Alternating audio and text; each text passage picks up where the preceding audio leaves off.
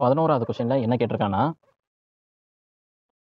Principal value கேட்டிருக்கான். அதே விஷயம் தான். என்ன இங்க வந்து 2 ஃபங்ஷன சம் பண்ணியிருக்காங்க. அதாவது 2 ஃபங்ஷன சம் பண்ணியிருக்காங்கன்னா, இப்போ cos inverse of 1/2 plus 2 sine inverse of 1/2.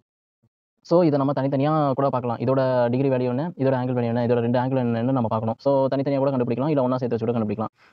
இப்போ θ1 ஓட வேல்யூ என்னன்னு கண்டுபிடிக்கணும். θ2 ஓட வேல்யூ கண்டுபிடிக்கணும். ஓகேவா? இப்போ θ1 அப்படின்னு போட்டு நம்ம கண்டுபிடிக்கலாமா? θ1 காஸ் இன்வெர்ஸ் ஆஃப் 1/2. ஸோ இந்த காஸ் வந்து இந்த பக்கம் போயிட்டுனா, காஸ் θ1 1/2. எப்போ வந்து காஸ் 1/2 எடுக்கும்? காஸ் π/3ல வந்து உங்களுக்கு 1/2 எடுக்கும். So cos θ1 π/3a. மொத θ வேல்யூ நம்ம கண்டுபிடிச்சோம். 2வது நம்ம பார்ப்போமா? θ2 சைன் இன்வெர்ஸ் ஆஃப் 1/2. இப்போ சைன் இன்வெர்ஸ் வந்து இந்த பக்கம் வந்துச்சுன்னா, சைன் θ2 சைன் வந்து எப்போ 1/2ன்னு எடுக்கும்? சைன் π/6ல வந்து உங்களுக்கு 1/2ன்னு எடுக்கும். ஸோ அதனால இது 2த்தையும் ஈக்குவேட் பண்ணனா உங்களுக்கு θவோட வேல்யூ வந்து π/6ன்னு கிடைக்கும். ஓகேங்களா?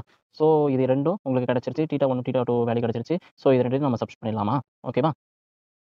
இப்போ ஃபர்ஸ்ட் என்ன குடுத்துருக்காங்க? இதோட θ வேல்யூ கண்டுபிடிச்சிருக்கோம். பிளஸ் θ1 பிளஸ் 2 இன்டூ θ2 வேல்யூவ சம் பண்ணாலே முடிஞ்சு போச்சு. ஃபர்ஸ்ட் உனக்கு வந்து π/3 இன்டூ 2 இன்டூ π/6. ஓகேவா? ஸோ இதையும் பண்ணனா உங்களுக்கு 1/3ன்னு கிடைக்கும். ஸோ அதனால 2π/3ன்னு கிடைக்குது. ஸோ 2π/3 தான் உங்களுக்கு 2த்தையும் சம் பண்ற ஆங்கிளோட வேல்யூ. ஓகேவா? சரி, நெக்ஸ்ட் கொஸ்டின் போலாமா? இப்போ 2வது கொஸ்டின் என்ன கேட்டிருக்கான்? Cos inverse of 1/2 minus 2 into sine inverse of -1/2. ஓகேங்களா?